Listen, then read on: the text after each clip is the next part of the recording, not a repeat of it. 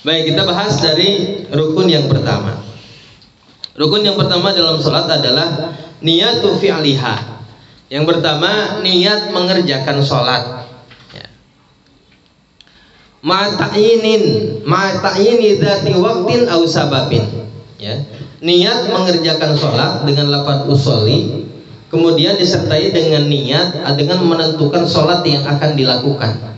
Kalau dalam sholat sunnah, lihat sholatnya harus ta'yin. Kalau sholat sunat yang dikerjakan adalah sholat sunat yang memiliki waktu, ya, menentukan sholat sunat yang memiliki waktu, atau sholat sunat yang memiliki sebab. Kalau sholat sunat yang memiliki waktu, misalnya seperti sholat sunat duha, waktunya tertentu, yaitu setelah irtifa'u syams, setelah terbitnya matahari sampai zawal.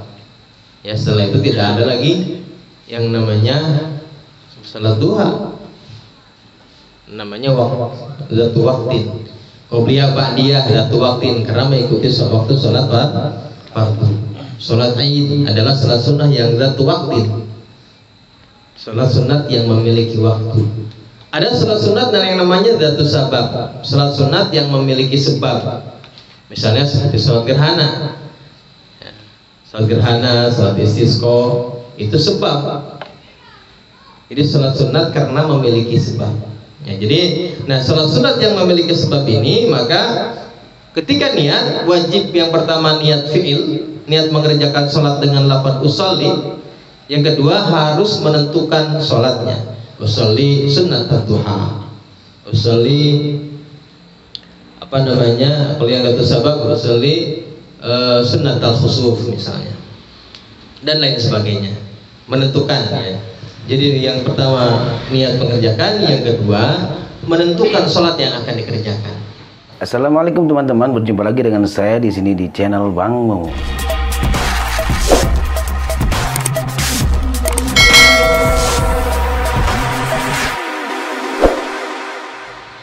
Yang ketiga, kalau sholatnya sholat fardu, maka wa ma'aniyatil fardi fihi. Kalau sholatnya fardu, maka perlu juga menyertakan lafaz fardiyah, wa ma'aniyatil fardi, dan serta niat fardu. Ya, makanya dalam sabina itu disusun ada satu bab khusus tentang derajat niat.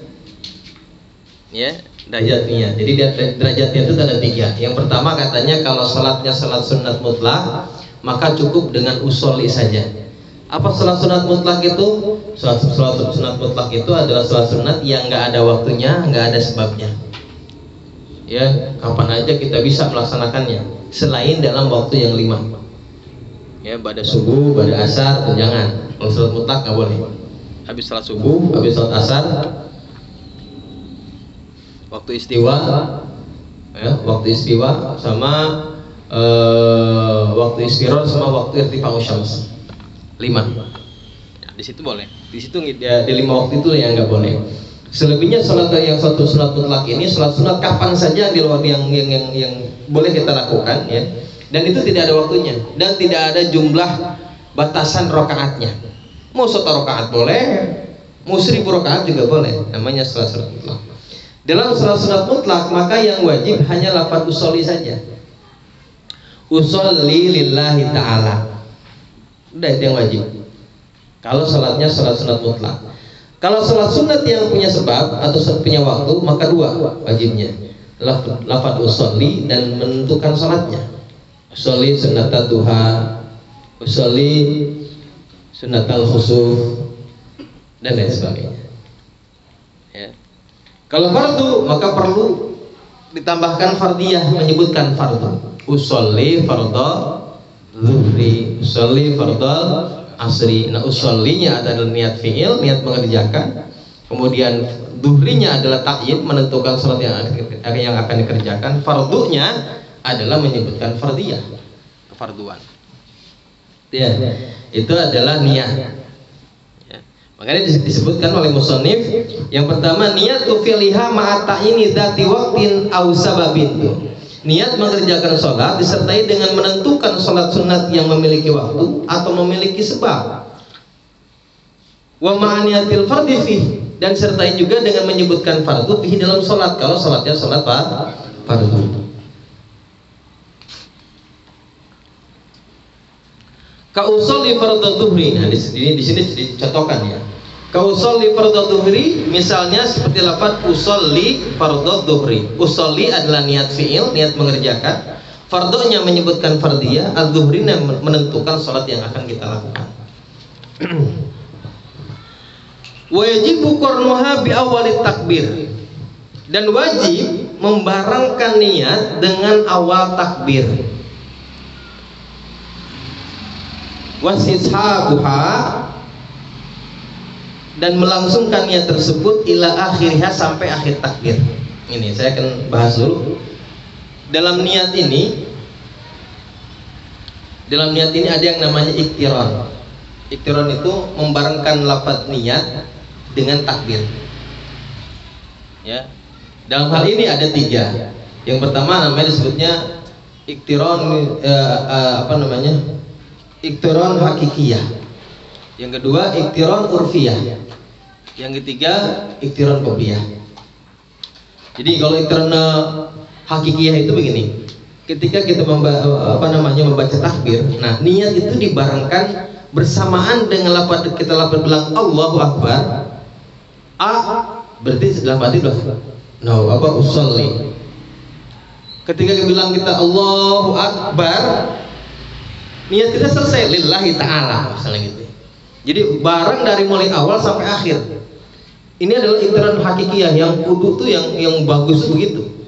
Jadi niat bareng dari mulai awal takbir sampai akhir takbir. Nah, lebih bagus lagi pakai istihdor, menghadirkan gambaran sholat dari mulai awal takbir sampai akhir takbir. Namanya juga ada iktiran, ada istihdor katanya. Ya. Kalau istihdor itu menghadirkan gambaran sholat dari mulai takbir sampai akhir takbir, disertai dengan niat juga bareng, gitu ya. Itu namanya iktiran, membarengkan niat dengan awal takbir serta mengakhiri niat dengan akhir takbir. Nah, tentu yang ini sulit katanya, ya sulit. Kalau sulit ada cara yang kedua katanya, namanya iktiranul urfiyah. Iktiran urfiyah itu kita harus niat, boleh niat dimanapun tempatnya ketika takbir. Artinya niat kita mau di awal takbir boleh, mau di tengah-tengah takbir boleh, mau di akhir takbir boleh. Yang penting di dalam takbir. Jadi begitu Allahu Akbar dalam ayat niat usolli fardhu dhuhri lillahi ta'ala. Ya. Karena kalau kita penyebutan arba raka'atin mustaqbilal kiblati itu sunnah, enggak wajib. Yang wajib cuma usolli fardhu dhuhri lillahi ta'ala, juga sunnah. Kecuali kalau jadi makmum, wajib makmuman. Usolli fardhu dhuhri makmuman, itu yang wajib. Gitu ya. Jadi namanya iktiranul urfiyah. Pokoknya niat ketika takbir, mau di awalnya, mau di tengah atau di akhir, namanya iktiranul urfiyah.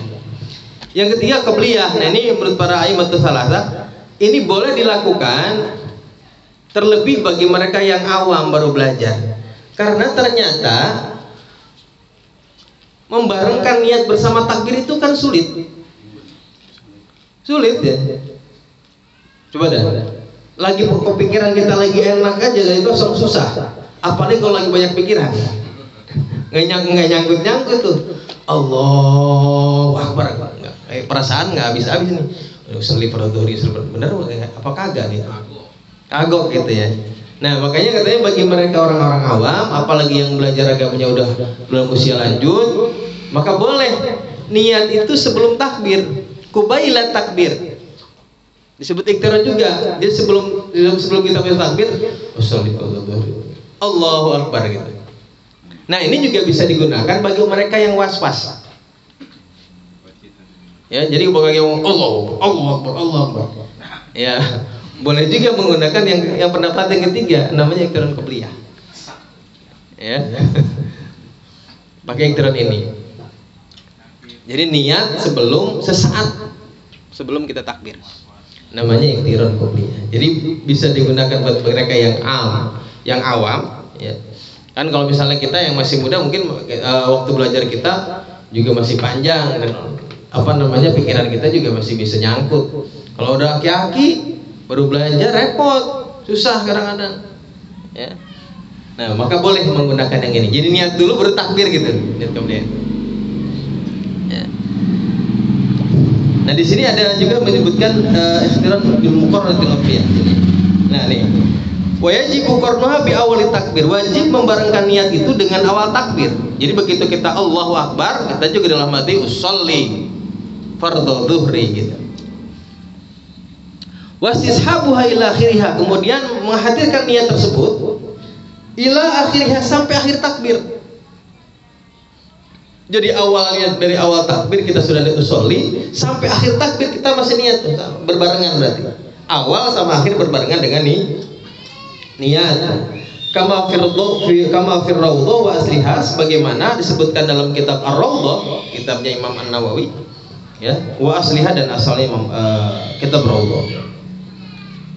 Wal mukhtar, sedangkan menurut qaul mukhtar yang dipilih para ulama, al-iktifa, cukup bil muqaranatil urfiyati, dengan muqaranah urfiyah atau iktiran urfiyah tadi yang sudah kita bahas ya.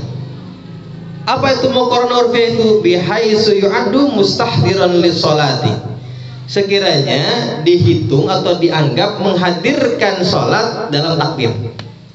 Artinya cukup ketika takbir itu Allahu Akbar, niatnya dalam takbir, mau di awal boleh, di tengah-tengah boleh, di akhir boleh, yang penting dalam takbir cukup. Nah, kalau dalam kitab Ushul Karim ada disebutkan satu lagi tadi tuh, iktiran qobliyah itu artinya niat sebelum membaca takbir bagi mereka yang amin gitu. Bahkan itu disepakati oleh Imam Batalata, oleh 3 imam, membolehkan niat sebelum takbir karena melihat ada banyak orang-orang awam yang kesulitan dalam mempelajari niat bersamaan dengan takbir tersebut. Ya, kita juga sama sih, susah. Apalagi lagi banyak pikiran, lagi banyak kerjaan, mau sholat. Kadang-kadang nih pikiran kita masih nyangkut di kerjaan, susah ya. Perlu belajar. Lalu kata yang dibaca usolli fardhu dhuhri sebelum takbir itu apa? Itu bukannya niat. Itu niat, itu cuma talafut. Kalau kita melafatkannya itu hanya sunnah. Karena sesungguhnya niat yang sebenarnya dalam hati kita. Jadi talafut itu sunnah. Kenapa? Karena dengan kita usolli, membaca usolli fardhu dhuhri itu dapat menghadirkan pikiran kita, membantu menghadirkan pikiran kita dalam sholat. Makanya sunnah dalam mazhab kita. Ya kalau ke tetangga sebelah mah, ke toko sebelah, dia bilang bidah karena Nabi gak ngajarin yang begitu-gitu tuh.